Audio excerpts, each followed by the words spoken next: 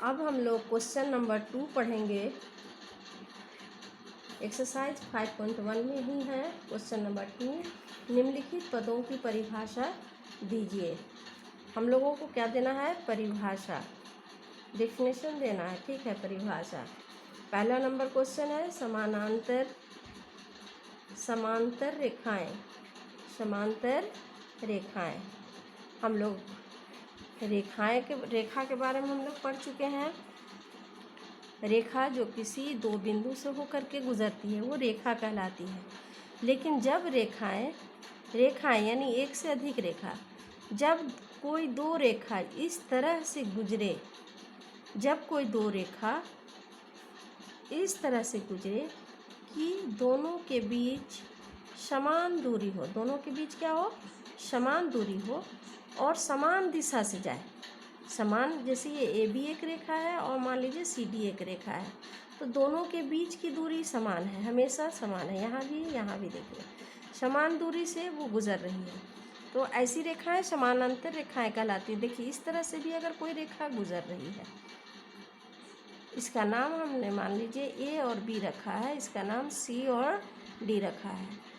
तो दोनों समान दिशा में जा रही है और दोनों के बीच की दूरी समान होनी चाहिए। ऐसी रेखाएं क्या कहलाती हैं? समांतर रेखाएं। इंग्लिश में इसको हम लोग पैरेलल लाइन के नाम से जानते हैं। बी नंबर क्वेश्चन है हमारे पास लंब रेखाएं। लंब रेखाएं, देखिए अब लंब रेखाएं क्या है उसको जानना है। जब किसी एक रेखा पर यानी किसी बड़ी रेखा पर जब कोई रेखा इस तरह से आकर के मिले कि उस पर खड़ी रेखा आकर के मिले, सॉरी यहाँ पर पॉइंट होगा, गलत बना दी, फिर से बनाती हूँ। किसी एक रेखा पर कोई दूसरी रेखा सीधी आकर के मिले जिससे समकोण बन जाए। क्या बन जाए? समकोण। देखिए समकोण, यहाँ पर समकोण बन रहा है 90 डिग्री का एंगल, यहाँ पर 90 डिग्री का एंगल। तो ऐसी रेखाएं लंब रेखाएं कहलाती है। मान लीजिए कि हम इधर तक बढ़ा दे रहे हैं, तो ये मान लीजिए ए बी है और ये है सी डी। इस तरह से कोई रेखा आकर के मिल रही है जहाँ पर 90 डिग्री का एंगल बन रहा है, तो ये क्या होगा? लंब रेखाएं कहलाएगी। दूसरी बी नंबर हो गया। सी नंबर देखिए रेखाखंड। रेखाखंड क्या है?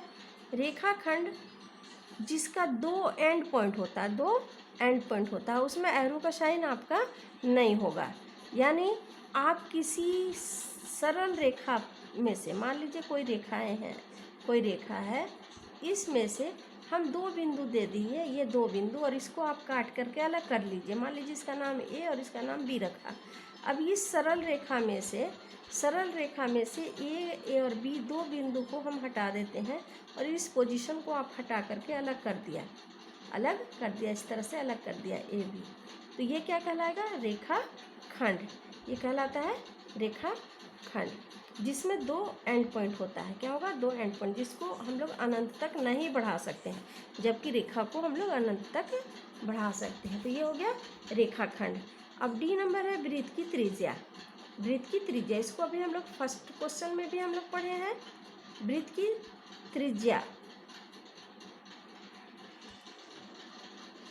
त्रिज्या क्या है?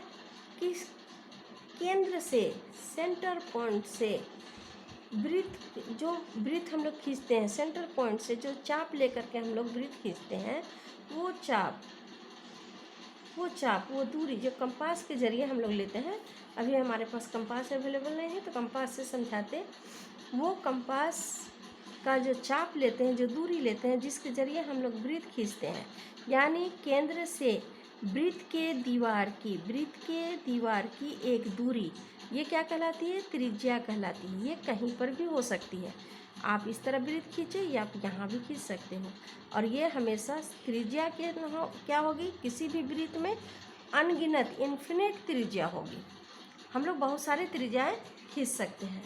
तो मान लीजिए इसका नाम हमने ओ रखा और इसका नाम ए, तो ओ ए क्या है? ओ एक वृत्त की त्रिज्या है। इसका नाम मान लीजिए ओ, इसका नाम हमने बी रखा, तो ओ बी एक वृत्त की त्रिज्या है। और किसी एक वृत्त में अनंत त्रिज्याएं खींची जा सकती है। अब ई नंबर है वर्ग। क्या चीज़ है उसको हम लोग समझते हैं। वर्ग इंग्लिश में इसको हम लोग क्या बोलते हैं, स्क्वायर। स्क्वायर यानी एक वैसा क्षेत्र, एक वैसा जगह जिसकी लंबाई चौड़ाई सब बराबर हो, जिसकी लंबाई और चौड़ाई सब बराबर हो। मान लीजिए ये इसका लेंथ है और ये इसका लेंथ है और इसकी चौड़ाई ये सब बराबर है। मान ये सब बराबर है।